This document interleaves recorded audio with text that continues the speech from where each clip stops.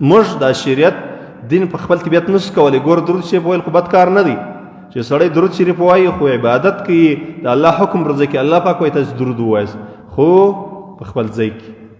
موږ چې د 4 رکعاتو سنتو یا 4 رکعاته فرض چې موږ کوو که موږ په دویمه په اوله ناسته کې درود شریف هم ووایو دا زموږ منځ ته تاوان رسوي که نه رسوي؟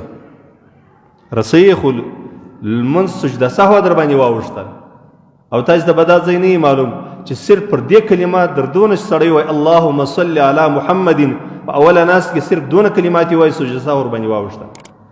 ولې؟ درود شریف ووایي بد کار خو یې نه دی کړی خو ځای نه دی، ځای د درود شریف ویلو نه دی.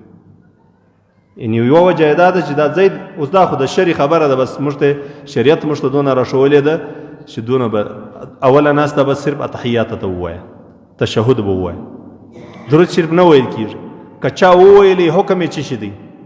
کې وویلی حکم یې دا دی چې پر دې سړي باندې سجده سهوه لازمه سوه، د لمانځه د ختمېدلو وروسته به بیا سجده سهوه کوي.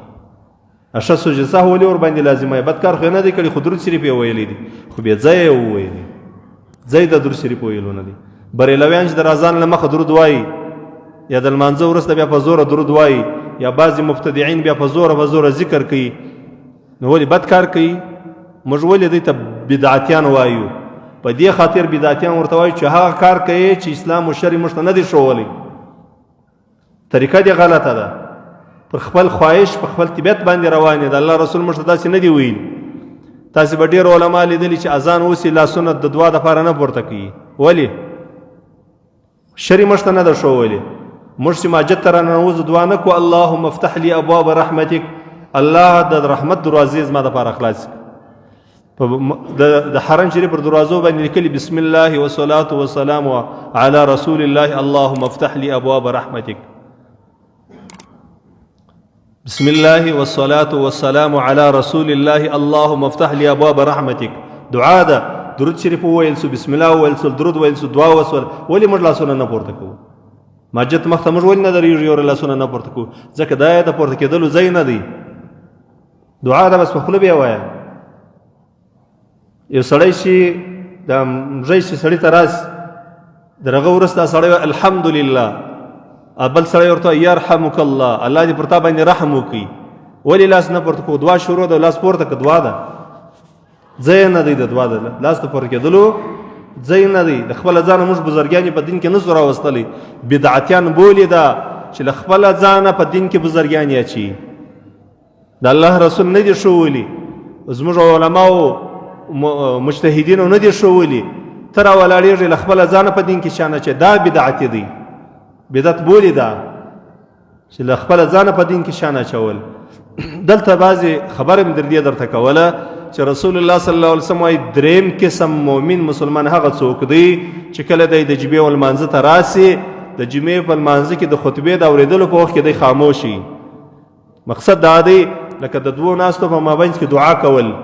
بعضې علما وایي چې دا وخت د دعا د قبلېدلو دی، لاس به ګوره نه پورته کوې، لاس به نه پورته کوې، په زړه کې دعا وکړه، په زړه کې دعا وکړه چې الله ومې بخښي، چې هر شی د خدای څخه غواړي ویې غواړي، لیکن لاس مه پورته کوه ځکه دا د دعا د لاس ته پورته کېدلو ځای نه دی. دلته مهمه دا ده چې څونه خاموش یې، څونه متوجه یې وه خطبې ته، دا ډېره ضروري ده. زموږ بعضې خلک دا رقم یې دلته نفلونه شروع کړي، هلته موږ خطبه وایو دی نه په نفلو راته ودرېږي، دا د نفلو وخت نه دی وروره.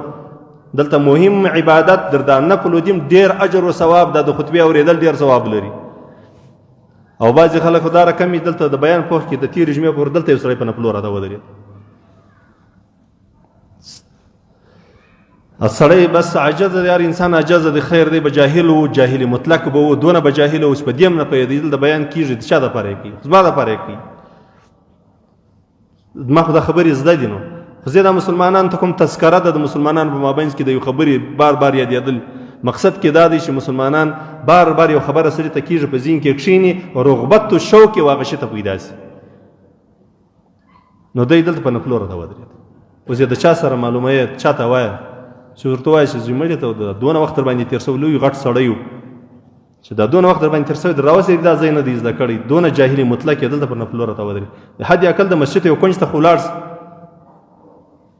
رسول الله صلی الله علیه وسلم وایي هغه مؤمن مسلمان چې د جمعې لمانځه ته راسي لیکن د جمعې د لمانځه د راتللو سره سره دی د خطبې په اورېدلو په وخت کې دوه کاره به کوي. یو کار دا دی غوږ به خطبې ته نیولي، سوچ به بل ځای نه.